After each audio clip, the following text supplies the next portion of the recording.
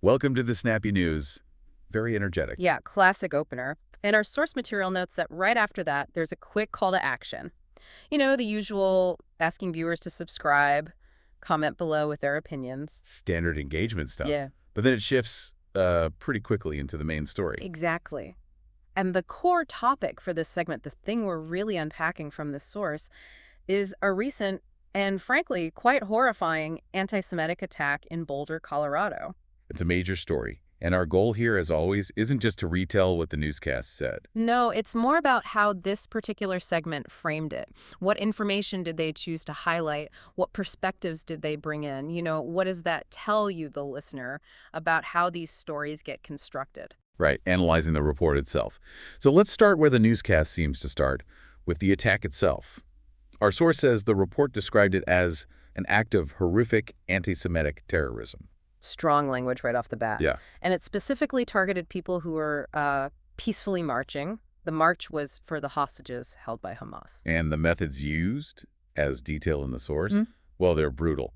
Molotov cocktails, even a makeshift flamethrower used directly on people. Just awful. And the impact reported was immediate and severe, 12 people injured. 12. And the newscast mentioned at the time of their report, 2 were still hospitalized. Yeah, so serious injuries. The segment, according to our source, then quickly moves to the suspect. Right, named as Mohammed Suleiman. The report apparently identifies him as an Egyptian national who was in the U.S. illegally. And the charges laid out are heavy. 16 counts of attempted murder. Those are state charges. 16. Plus, a federal hate crime charge mentioned right away. That federal involvement signals the perceived motive from the start. And speaking of motive, the source highlights what investigators reportedly found. Apparently, the suspect had been planning this for over a year. Over a year. That's chilling. And the newscast included this quote, allegedly from him. Quote, wanted to kill all Zionist people and wished they were all dead. Wow.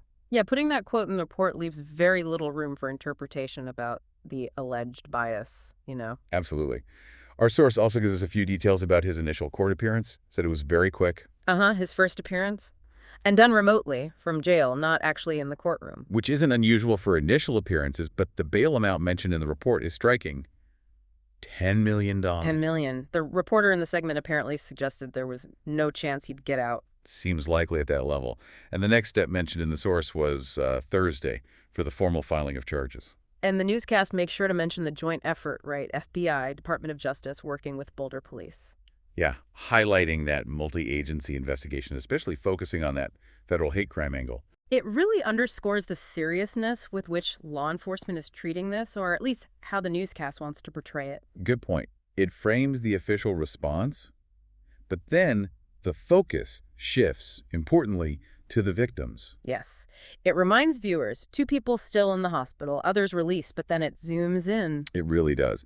Our source says the segment spent significant time on one victim in particular, an 80-something-year-old Holocaust survivor. And the language used to describe her, according to the source, really powerful, called her a pillar, a woman of this community that everyone knows. A strength. It paints a picture of someone deeply respected. Exactly. And the source notes she'd been on these walks every single week, consistent dedication. And the tragedy is compounded. The report mentioned her daughter was also seriously injured. Oh, that's terrible. And the newscast emphasized how this woman's attack specifically just shook the community to its core. Yeah. The source says the reporter mentioned everyone they spoke to brought her up. Her being targeted in this way has really shaken many of the people. It personalizes the horror, doesn't it? Using her story as an anchor for the community's grief and shock. It definitely does. The report then looked ahead slightly, mentioning an upcoming event in Boulder. An Israeli festival scheduled for the following Sunday. And, given what just happened, the newscast predicted intense amount of security. Law enforcement clearly on high alert. Understandably. Okay, so after covering the victims and community impact, the segment, as presented in our source, brings in a political voice. Right, a common next step in this kind of reporting. This time, it was Colorado Republican Congressman Gabe Evans. His district is near Boulder to the east. And the report makes sure to mention his background. Yeah, 22 years, military and law enforcement. The source notes this was presented as context for his views on, investigating this and preventing future attacks. His first reaction, according to the source, was abject horror, and he condemned the anti-Semitism, calling it absolutely impermissible. a clear condemnation. But then he pivoted, asking the question, how do we keep this from happening again? And this is where his specific political analysis comes in, as reported in the source. Exactly.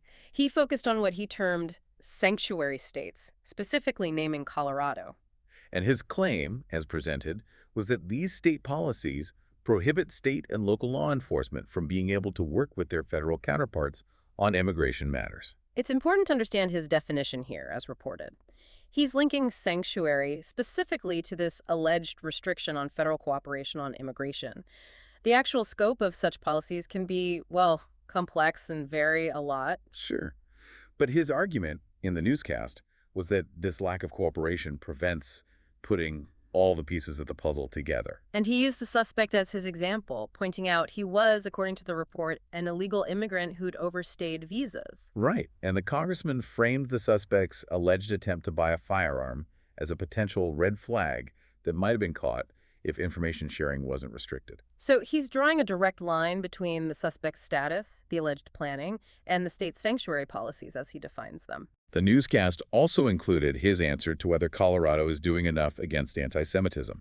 A slat? Absolutely not. And he apparently backed that up with some statistics mentioned in the source. Yeah, claiming Colorado is the second most violent state, up from third, and blaming sanctuary laws for a huge part of that. That's a strong claim, linking general violent crime stats to these specific immigration enforcement policies. He also cited a specific penalty. He did. A $50,000 fine, he claimed, for law enforcement if they cooperate with feds on immigration cases. That specific detail was clearly meant to illustrate the barriers he perceives. And he brought up the 9/11 Commission, didn't he? Yes, using it as a parallel, arguing for the need for seamless cooperation between local, state, and federal law enforcement, which he feels sanctuary policies undermine. He didn't stop at policy, though. The source indicates he also criticized the state's Democratic leadership. Said he hasn't seen a consistent message condemning anti-Semitism from them. And he gave that specific example, the anecdote about the Israeli hostage families. Right, alleging they were denied entry into the Colorado State House by the Democratic Speaker last year. And the reason given, according to the congressman's account in the source, was concern about keeping order because of the pro-Hamas wing of their party. That's a very pointed accusation presented in the newscast to support his critique. Definitely. His concluding point, as reported, was a call to condemn anti-Semitism always, wherever it's found, not just reactively after violence. Oh, okay, so that's the congressman's perspective, focusing on state policy and political responsibility. But the source indicates the newscast didn't just leave it there. The moderator apparently broadened the discussion. Yeah, this was interesting. The moderator made the point that anti-Semitism is a problem on the left, citing recent violent attacks. It explicitly added, according to the source, it is also a problem on the right, trying to present it as, well, cross-ideological. And the moderator provided examples for both sides, our source notes. For the left, attacks on Governor Shapiro's house, the Jewish Museum attack. And for the right, the Tree of Life synagogue massacre in Pittsburgh. And the moderator didn't stop there, citing more recent concerns regarding the right. Things like reports about a Pentagon press secretary's old social media posts. Kingsley Wilson, yeah, pushing anti-Semitic tropes, extremist theories, according to the reporting cited. And also NPR reporting about, 3 Trump officials with ties to extremists like Nick Fuentes? So the newscast included these specific named examples to back up the claim of anti-Semitism being present across the spectrum. And then came a really notable moment, according to our source, the moderator's personal reflection. What did they say? They stated it's really difficult to be a Jew in America and not see this as a bipartisan affliction. And they specifically added, this is not whataboutising. Wow, framing it as a lived experience, a pattern observed, rather than just political debate.